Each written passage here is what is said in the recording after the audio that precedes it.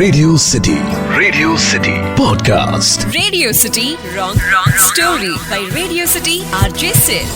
Radio సిటీ 91.1 FM. నేను miss Siddhu. Welcome to yet another episode of Radio City wrong story. అటు Hollywood, Bollywood, Kollywood, Tollywood ఏ వుడ్ని differentiate చేయకుండా అన్ని వుడ్ల సినిమాల స్టోరీలను తీసుకుని వాటికి క్రేజీ ట్విస్ట్లు ఇస్తూ నీకు ఎండ్లెస్ ఎంటర్టైన్మెంట్ ఇచ్చుడే నా పని. అట్లా ఈ రోజు మనం మాట్లాడుతున్నది నిబ్బా నిబ్బిలాకి ఫేవరెట్ సినిమా, ఒక బెంచ్ మార్క్ సెట్ చేసిన సినిమా, కొత్త బంగారు లోకం సినిమా గురించి మాట్లాడుకుంటున్నాం. ఇక తెరెత్తి స్టోర్లోకి అడుగు పెడితే బాలు ఒక మిడిల్ క్లాస్ హౌస్ లో మంచిగా డీసెంట్ గా ఫ్యామిలీ నడిపించుకోబోతున్న ఒక ఫాదర్ అండ్ మదర్ కి పుట్టిన డీసెంట్ సన్ను, చదువులో దిట్ట. ఇంకో పక్క స్వప్న ఒక స్ట్రిక్ట్ ఫ్యామిలీలో. ఏంటే నువ్వు అలా జుట్టీరు పోసుకుని వెళ్ళిపోతున్నావు ఏంటి? అమ్మాయి అంటే ఎలాగ ఉండాలి, చక్కగా నూనెట్టుకుని మధ్య పాపడి తీసి జడ వేసుకుని తిరగాలి, బయటికి పోయినప్పుడల్లా చెప్పు వెళ్ళాలి, చెప్పులు వేసుకుని వెళ్ళాలి, దారి దాటే ముందు దండ పెట్టుకోవాలి. ఇట్లా అడుగు అడుగున రూల్స్ అండ్ రెగ్యులేషన్స్ పెంచిన పిల్ల. రిచ్చు, బాగా రిచ్చు. మరి చదువుకోవాలంటే ఆ బాయిలో కప్పలు అదే ఊర్లో ఉండిపోతే చదువు వచ్చేది ఏంటి? పట్నం పోవాలి, మంచి మంచి కాలేజీలలో చదవాలి, ఓ పెద్ద వ్యాపారం అనుకున్నట్టే వీళ్ళిద్దరూ కోఇన్సిడెంటలీ డిఫరెంట్ సిటీస్ నుంచి వచ్చినా కానీ విశాఖపట్నంలో ఒక రెసిడెన్షియల్ కాలేజ్లో జాయిన్ అవుతారు. మరి ఇక్కడ నుంచి ఇంటర్ భాషలో మాట్లాడుకుందాం. వీళ్ళిద్దరూ మ్యాగ్నెట్కి ఆపోజిట్ పోల్స్. ఏమవుతారు? అట్రాక్ట్ అవుతారు. కాలేజ్ అనే ఆటంలో న్యూట్రాన్ అనే ప్రేమ చుట్టూ ప్రోటాన్ అనే ఎలక్ట్రాన్ లాగా విచ్చలవిడిగా తిరిగేస్తుంటారు వాళ్ళ ప్రేమ అని చెప్పుకోనికి. కానీ ఎంతసేపు అని అదే పాత్రలో ఉంటాం. హైయర్ ఎనర్జీ స్టేట్లోకి పోయి ఎక్స్పీరియన్స్ చేయాలి కదా. అందుకే ఈ ప్రోటాన్ న్యూట్రాన్ కైనెటిక్ ఎనర్జీ తీసుకొని హైయర్ ఎనర్జీ కోసం అని చెప్పి గోడ దుంకేసి కాలేజ్ బయటికి వెళ్ళిపోయి థియేటర్లంట, పార్కులంట, బీచ్లంట తిరిగి వస్తుంటారు. కరెక్ట్గా అది వ్యాలంటైన్స్ డే ఉంటుంది. ఈ విషయం గుర్తుపెట్టుకో. తిరిగి వచ్చే టైంకి ఎలక్ట్రాన్కి ఇబ్బంది అవుతుంది.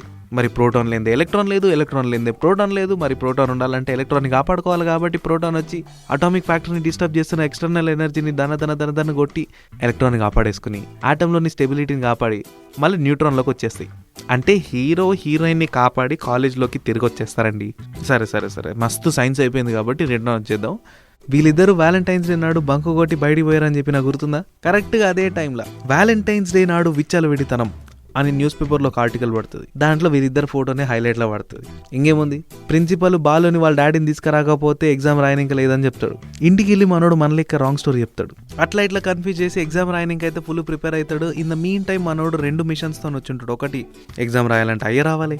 2, స్వప్నాన్ని కలవాలంటే ఇదే మార్గం. ధైర్యం చేసి స్వప్నాల ఇంటికి పోయి మ్యాటర్ అంతా చెప్పేసి నేను మీ కూతుర్ని పెళ్లి చేసుకోవాలనుకుంటున్నా అంటే మనోడు, ఇదంతా కాదు తమ్ముడు, నువ్వు చదివి మంచిగా మంచి జాబ్ తెచ్చుకుని రా, ఇట్లా దాగుడు మూతలు కాదు, దర్జాగా పెళ్లి మండపంలో పెళ్లి చేస్తానని స్వప్న వాళ్ళ నాయన మాటిచ్చి తను వెళ్ళిపోగానే ఇంకొకరితో పెళ్లి ఫిక్స్ చేస్తాడు.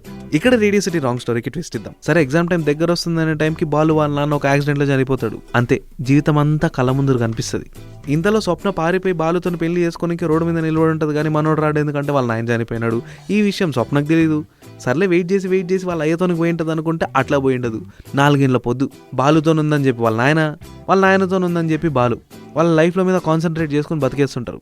వీళ్ళ ఫైనల్ ఎగ్జామ్స్ అయిపోయి ప్లేస్మెంట్ అంతా అయిపోయిన తర్వాత బాలు స్వప్న వాళ్ళ నాన్నని రోడ్డు మీద కలిసి స్వప్న ఎట్లుందని అడిగితే, ఏం మాట్లాడుతున్నావు, నా కూతురు పరిగెత్తొచ్చి నీ దగ్గర కాదు వచ్చింది, నా అడగాల ఆడుతున్నావా అంటే, అదేంది అంకుల్ అంత మాట అన్నారు, నా దగ్గరకు రాలేదని ఇద్దరు confusion.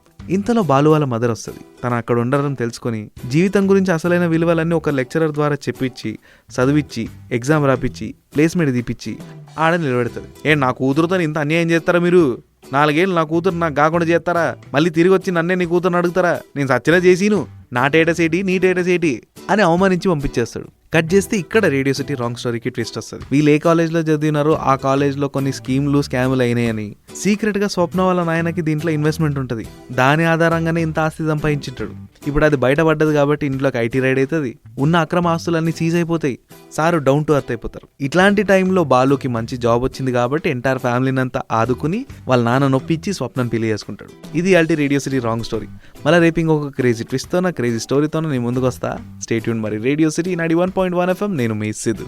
Radio City Podcast. Radio City Wrong Story by Radio City RJ Sid.